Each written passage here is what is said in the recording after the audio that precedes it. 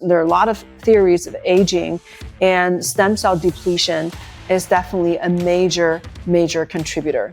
Because imagine if you have toxicity, if you have tissue damage, you have mitochondrial dysfunction, but if your body and all your cells can replenish and multiply, then you can fix it, right? All of a sudden you're fresh and new. Okay, so you heard all about stem cells and you know they are incredible.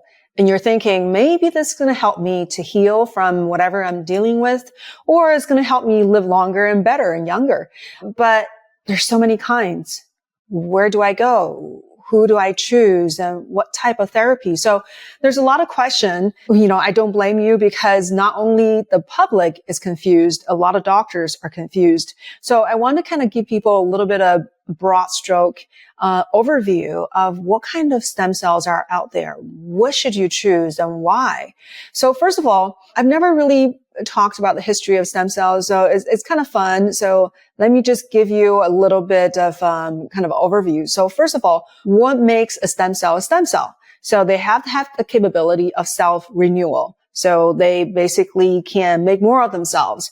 And they usually go for asymmetrical cell division. They can divide into two identical cells, but oftentimes they will differentiate into a daughter cell, which has further gained some functions, and then exact copy of itself. So it replenishes itself, and then it produces whatever it needs to give, right? To give to the organism, give to the local tissue.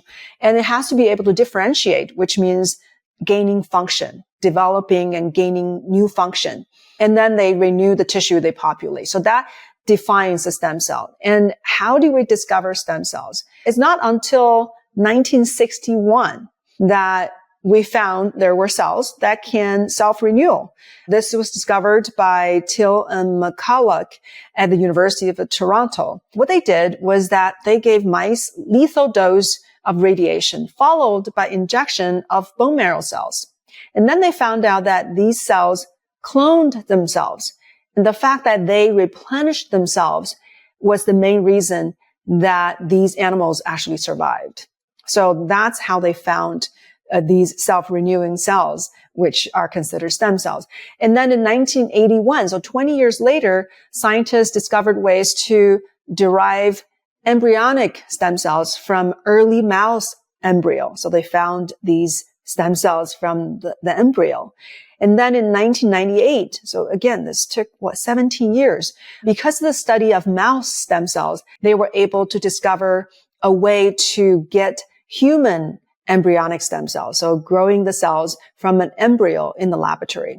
It didn't take long. So in August 9th, 2001, George W. Bush actually introduced the ban on federal funding for research on newly created human embryonic stem cell lines. So really it means that they're not going to give any funding to research that is using a newly destroyed embryo, right? So when they're getting the cells from, creating the embryonic stem cell line, that means that embryo is forming, and really it's day 5 to 7 of the after fertilization. That's when they can obtain some cells from the center of this, ball of cells. Those are the embryonic stem cells. So in order to create these lines, then they have to destroy the embryo, right? So they're getting the cells from the center of these newly formed ball of cells. You can call it embryo if you want. But the loophole is that they can still do research or give funding to lines that were created prior to the date of this ban. So they can still do research. They just can't destroy any new embryos and still expect any funding from the federal government. And then in 2006, that's when they found out about the induced pluripotent stem cells. So these are cells that you can obtain from somatic cells. So somatic just means any part of your body. So you can get it from what they did was from skin cells. So you can get any cell from your body, a mature cell, right? A functioning cell with its own particular capabilities. And you can give it certain factors or certain signals to trigger it to go back to the younger state, to the embryonic state. So they created cells that were very similar to embryonic stem cells. That was very exciting, right? There was a lot of excitement. Oh my goodness. Now we can get stem cells from a mature person and then we can generate these early state, these primitive cells that are pluripotent, which means it can start to differentiate and make a whole new organisms, including the sperm and eggs, so the gametes. You can create a whole human being from something as simple as a skin cell, right? But it has its own challenges, so we can talk a little bit about that. So it sounds great. What's the problem with embryonic stem cells? First of all, there are ethical issues in the US, not in all countries. Some countries like Canada, UK, Spain, China, there's some countries, they don't consider an embryo a kind of functional being. They don't consider that as a living entity yet. So there wasn't such ethical issues. But that aside, these cells are a little wild. So they have so much potential to differentiate into anything. And also they haven't really stood the test of time, because if you are trying to form a full human, do you know how many pregnancies end up in miscarriages? It's because something went wrong. There could be some genetic abnormalities and the pregnancy is not going to go through. It just, the organism, the fetus is not viable. It's just not, the organs or different, enzyme systems are not functioning in a perfect symphony. So the embryo dies, which means if you're getting cells from an embryo, as an embryonic stem cells, these cells have not withstood the test of time. So you have not shown that you're capable of forming a full human being. So a lot of things could be wrong, right? The genetic imprint or the blueprint could be defective. So that's one thing. The other thing is that they're so wild that they can create new cancer, new tumors. That's called teratoma. So these cells can become very unruly. We've heard of women who actually, they thought they were pregnant, but they actually had tumor growing inside of them called teratoma. So that is one risk. But also another issue is that if you're creating a line of cells from an embryo, giving it to another person, certainly these cells are different from the recipient cells, right? These are two different organisms. So if you're transplanting from this embryo that's obviously from somebody else or something else that's different from you, then there's a chance of rejection, of immune reaction. So that's one thing. That's why there's so much excitement when they found induced pluripotent stem cells, because these are from yourself and then it has embryonic stem cell potential. But there are also concerns regarding induced pluripotent stem cells, because the way they are obtaining these cells, the way they are reverting them back to the embryonic state, was by delivering these particular factors, mostly using a viral vector. So when they use these, viral vectors, to make genetic modifications, there are genetic modifications. So there are unforeseen issues. So during the time of how you create it, and also by the time you proliferate the cells, so you culture them, expand them, and then there can be a lot of genetic changes. So that's one thing, that you can accumulate genetic changes and defects. But also, these cells are wild as well because they have embryonic characteristics. So they can also cause teratoma. And we've seen that not specifically from induced pluripotent stem cells. I know people have used embryonic stem cells as a therapy. And then, we've heard stories of people growing a tumor in areas where they got injection or, just from the cells aggregating in certain areas. So you could get new tumor from these cells. So that limit their uses, their applications. So what are we using these days? Just to give you a little bit of terminology. So we talked about embryonic stem cells, the induced pluripotent stem cells. So what is pluripotency? Pluripotent just means it's so potent in so many ways that it can form all these cells of different germ layers. So ectoderm, skin and forming skin and nervous system, and endoderm forming a lot of the internal organs, and mesoderm forming muscles, bones and spinal canal and certain organs. So you can form cells from, into all these different cells of the, various organs. And you can also form sperm and egg in most cases. So that's what makes them pluripotent, because they can form so many types of cells and forming an entire organism. And a step above it, as far as potency, is totipotent stem cells. So they're completely potent. They're so potent, not only they can form full organisms, but they can also form extra embryonic tissue. So that's the placenta and then some other, tissues that's not part of the fetus.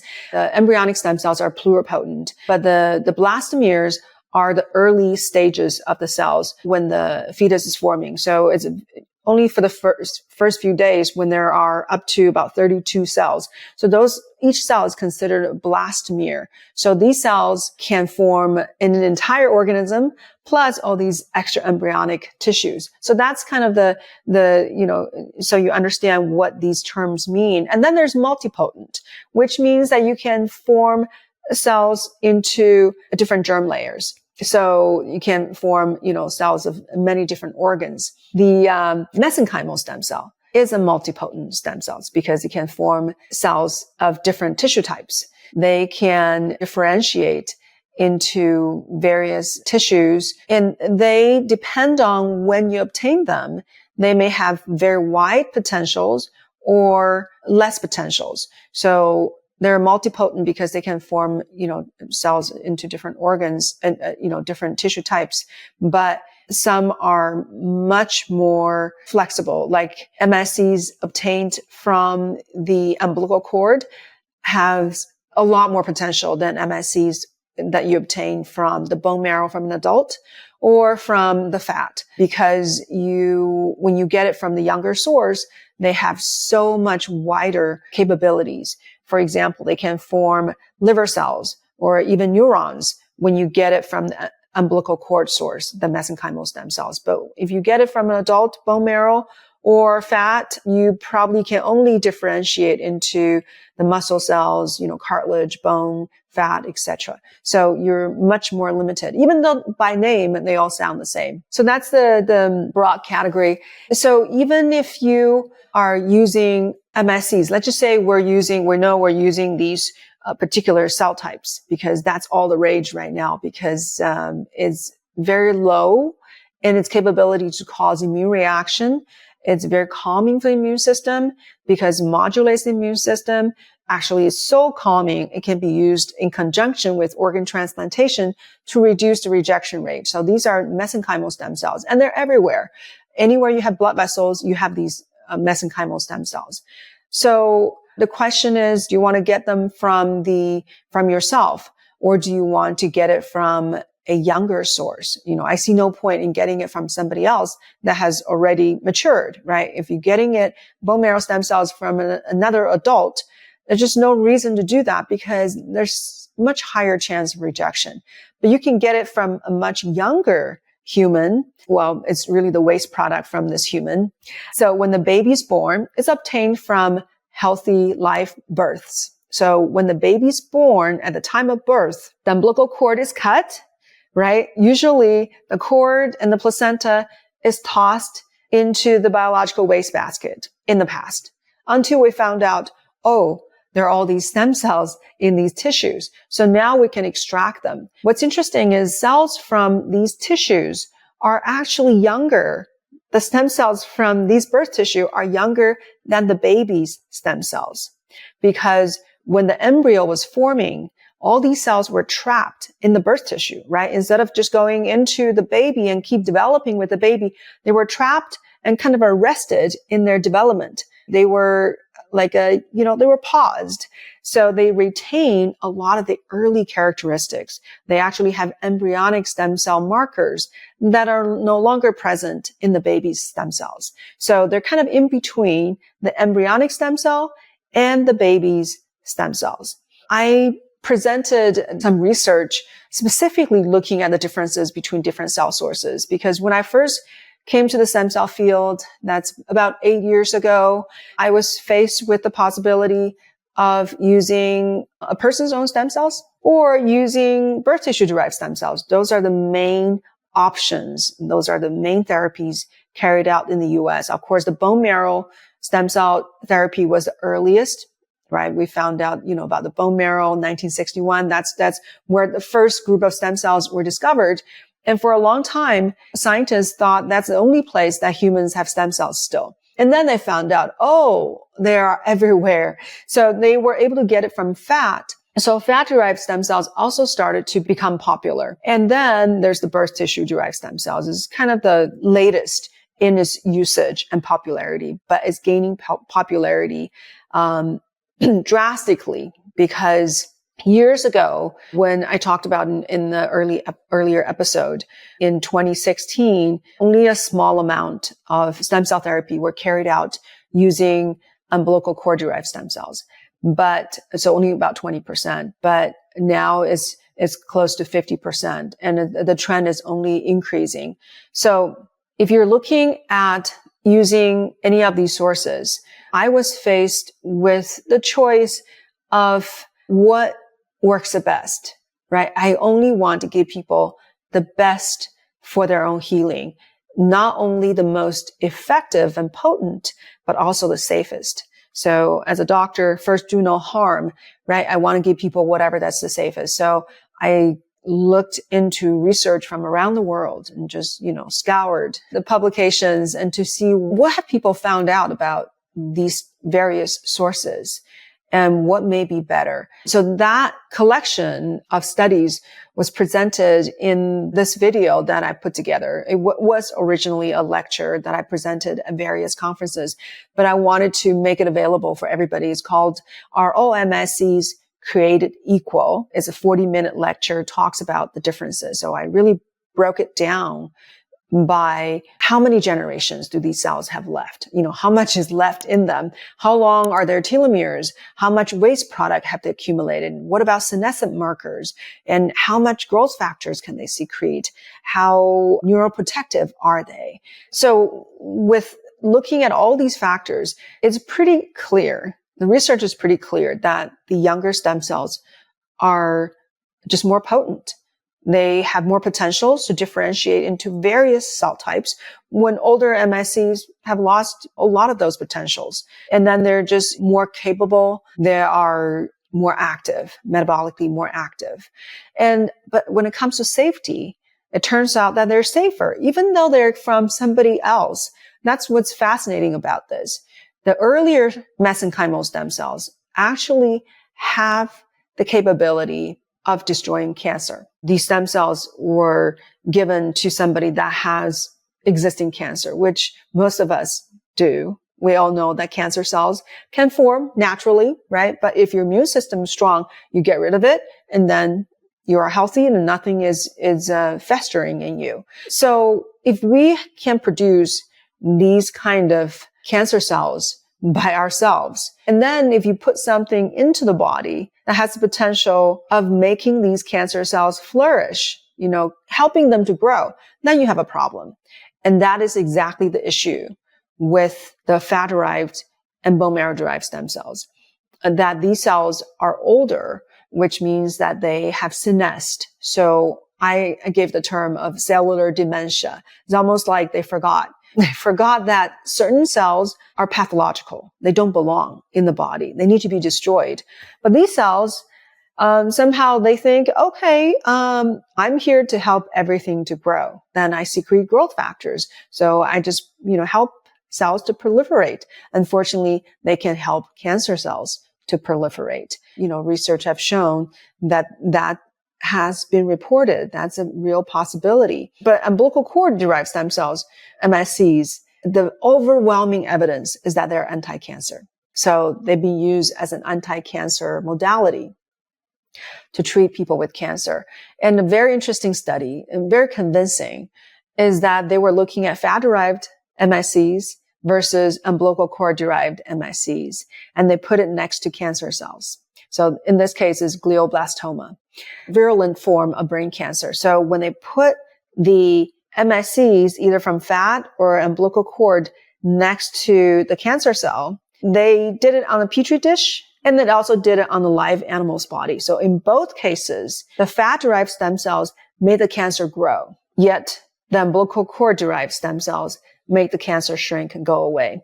That's how different they can be. So I just want people to be aware that if you're going to do stem cell therapy, that the risks of using your own stem cells because your own stem cells have lost certain intelligence. That's it. You've lost not only the number of stem cells as you age, you also lost capabilities of your stem cells. That's one reason that you are lingering in your inflammation, right? There's pain, swelling, discomfort.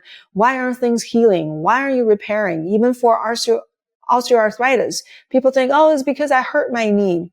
Well, remember when you were a kid, when you were 7 years old, 5 years old, you hurt yourself all the time, right? But you repair like that.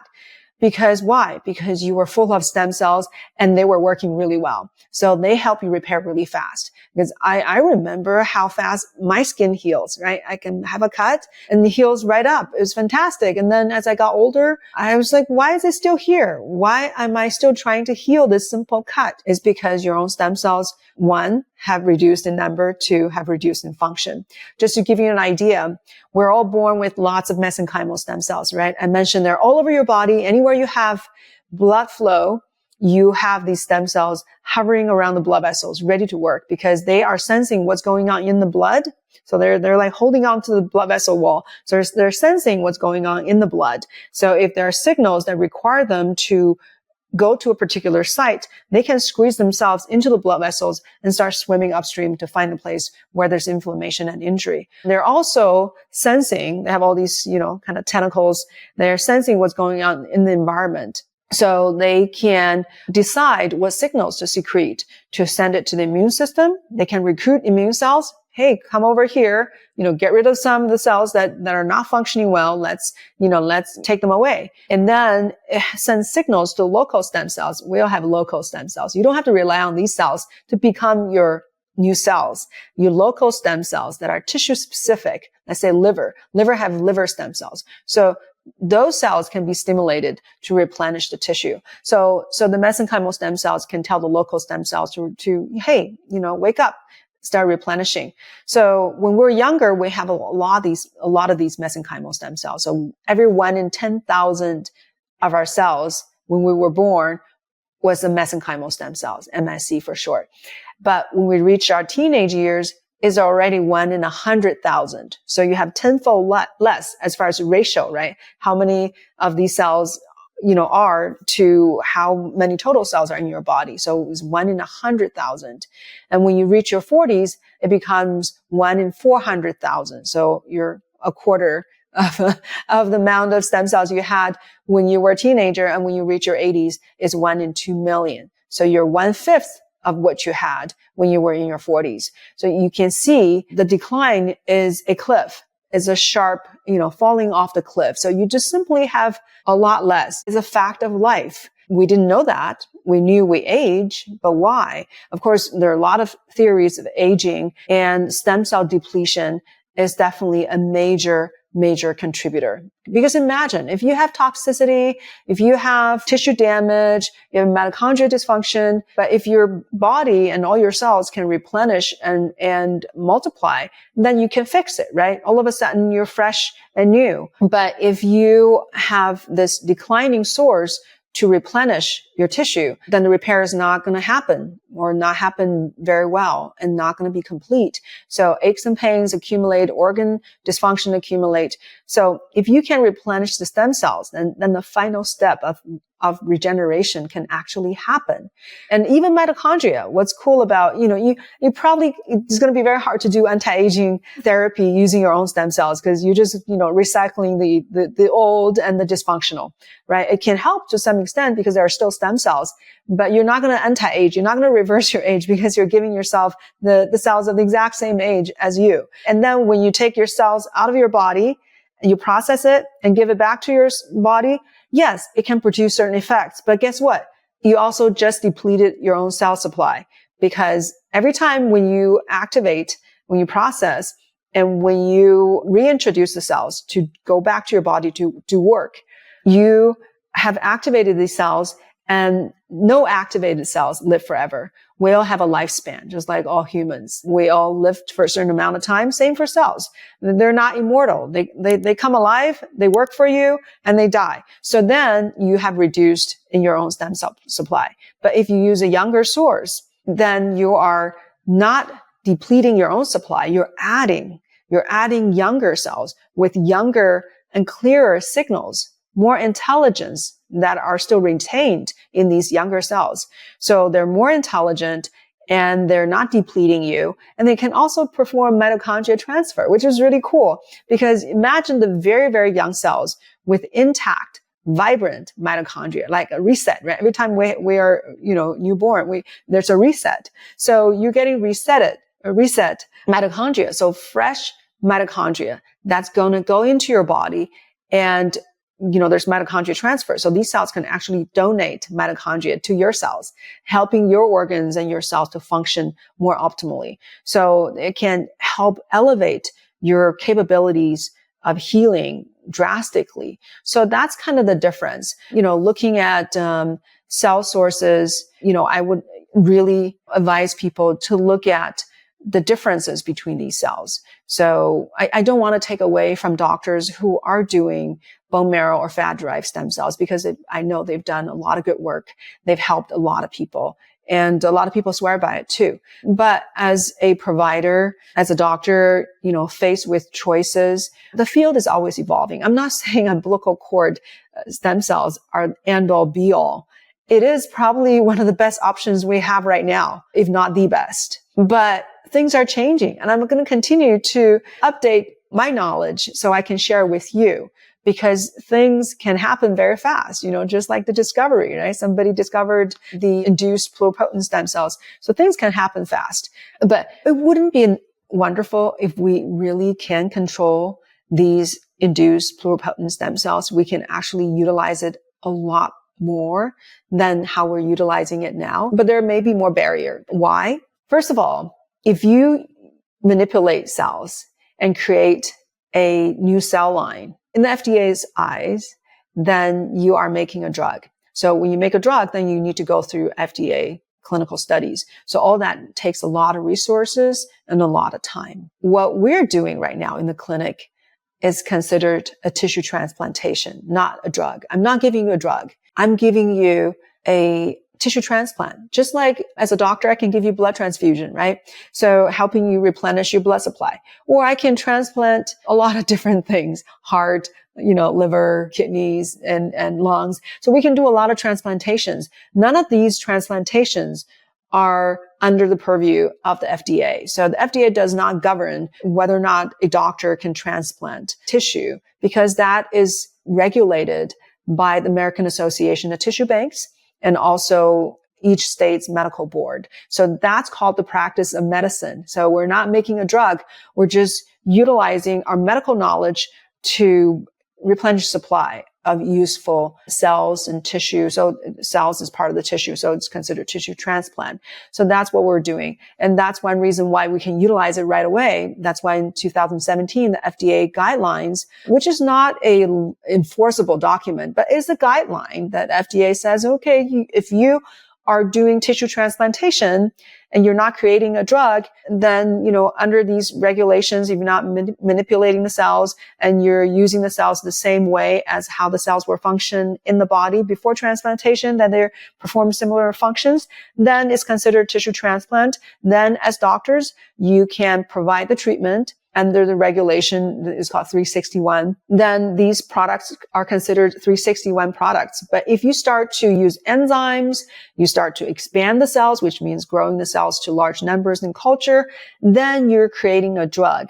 And that will make the product switch category into section 351, which means that you will have to get a drug approval, going under IND. That's called investigational new drug study. And that does cost a lot of money, a lot of time, and which is one reason. So I don't know if folks are aware, this is one reason so many labs and clinics are overseas because they are growing the cells, but they can sidestep the regulation from the US. I think the regulation has its merits because when you start to grow the cells, even if you just expand the cells for one generation, so it's called one passage. So one passage has a lot of generations of cells, but each passage, it means that you put the cells in a container, whatever culture medium. Each time when it filled up let's say the petri dish or whatever structure you have the cell suspended in. Once it's completely filled up, then you have to change to a different, right? You have to divide the cells and make this, divide them and then let them grow separately so they can fill up again. It's called confluent. They can become confluent. So each time when you divide and allow them to grow again, that's one passage. So even with just one passage, there could be genetic changes. Not to mention a lot of studies and people say, oh, if it's within 4 passages, probably, not much change. But I know there are clinics who are expanding them to 30, 40 passages. I mean, that's one of the problems, because when you start to expand the cells to that degree, the cells, first of all, they have a tendency to express surface markers and to gain function because they're in a strange environment. They're stem cells. Right? I was just talking about dividing to a daughter cell and the stem cell. So one is identical. The other one is gaining function. That's their tendency. That's how they want to divide. So when they start to divide into that daughter cell with more function, those daughter cells can result in immune reaction from the recipient, because then you're gaining function. What does it mean, gaining function? You gain function by expressing proteins. So all these different proteins that your cells are making allows the cells to carry out certain activities. That's the function, right? More functions that they can perform. And by expressing proteins, those proteins are encoded in different DNA, right? Different expressions of DNA. So when your DNA, one person's DNA is different from another, then these different DNAs will produce different protein expressions. And those different proteins can cause immune rejection. And then you're heightening the recipient's chance of having a reaction. Not to mention these cells, when they are in the culture medium, they are stressed. It's not the Garden of Eden, as what I've heard some people call it. It's not. It's a stressful environment for the cells to be in a culture medium. You cannot give it enough nutrients and everything it needs, just like it's in the human body. You're guessing what the human body is. You're guessing what the cells is. It's never going to be as ideal. So the cells are stressed. When they're stressed, then they secrete inflammatory molecules, and these molecules will end up causing people to have a reaction such as a cytokine storm. So when Tony Robbins talking about cytokine storm, yeah, you can expect to have a cytokine storm. That's normal. No, it's not normal. I don't want people to think that you have to have cytokine storm. That's part of what you're going to get with stem cells. That is a problem. That is something that you shouldn't have if things are done right. So I have never seen cytokine storm in any of my patients, and you shouldn't. And that should not be something you expect, because if that happens to you, then the process of how the cells were made was causing problems. That's why you're having these, malaise, shortness of breath and fatigue and just, a lot of, a discomfort in your body, fever. They're not normal. So that's a problem with cell expansion, is that you are allowing the cells to differentiate and express inflammatory molecules and cytokines, and allowing them to express themselves so they can cause rejection type of reaction. So that is an issue. So is it better to have more cells? The answer is in what kind of cells, right? If you're giving more, but of lower quality of causing problems, then it probably is not better. But if you're giving unmanipulated, young, what we call native cells that have not been expanded, and you're giving more, yes, there's a little bit more, could be a little bit better. There's a dose response. That's why in our clinic and how I train other physicians is that there's a dosing, right? That we talk about. For example, 1 cc for every 60 pounds of body weight. All the research are based on body weight of the animals. We also add more cells when a person is older, because you're way more depleted in your stem cell supply. We also add when a person is more ill. So you have more inflammation and more repair needed. Just think about if you have 10 places that are problematic and you only have this many cells and you think you want these cells to cover all these places. No, you need a certain amount of cells to really produce the kind of effect you're looking for. So if they are dispersed among 10 places, then each place is not going to get enough to produce the kind of healing that you can notice, right? So we want to give you enough cells. So yes, there's a dose response in the sense more is better, until at a certain point, then you come to a point of no a further benefit. So, you've reached point of maximum return. Then I advise people not to keep going because that would be just a waste of money. I would rather people do multiple treatments instead of putting all the cells into one. It makes no sense. Your body can only repair so much. There's a biological rhythm. So you want to do a treatment. And if you have a severe condition, do another treatment in a month or two, and then do another one. So for chronic severe conditions, I usually advise people to do 3 sessions. Then we can really look at, what the cells can do. If after 3 sessions, you don't notice much, I tell you stop. We may be barking up the wrong tree because I don't want you to spend money on things that, maybe we have not looked at what's really causing your problem. I mean, those cases are rare. So majority of the patients are getting really good results, but there are cases where people say, well, I haven't noticed much difference. Okay. Then there may be other things at play. Are you toxic? What I mean is, do you have heavy metal or other toxins in your body? Do you have microbiome imbalance? No matter how much stem cells we throw in your body, if you don't have the right critters inside of you to help you with all various functions, biological functions, we know that these critters can help tremendously. Then again, we're not solving the basic problems. If you are deficient in amino acids or in certain minerals or certain hormones, and we just keep throwing stem cells at you, you still are deficient in those. So you're still not going to have full recovery. So you have to address those.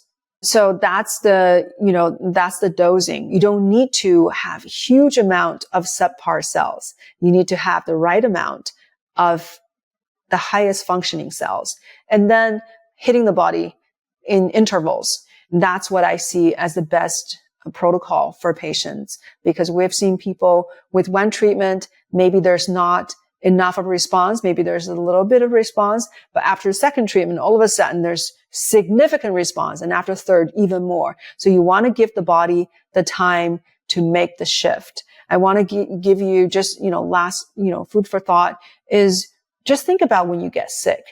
Right? If you get sick with anything, something simple, flu, you say, oh yeah, I got sick yesterday. I started to, sneeze and, I just felt terrible. But you did not get sick yesterday. You probably have been getting sick for at least a week or so, but you just didn't know because there's a biological process, right? Until the time that you notice, then there has been proliferation of these agents, pathological agents, and then there has been tissue damage. That's why you're noticing it. But think of repair as something that's similar, right? Just because you're not noticing that you're getting better doesn't mean that your body is not working hard at getting better, but just symptomatically, a lot of things still feels the same.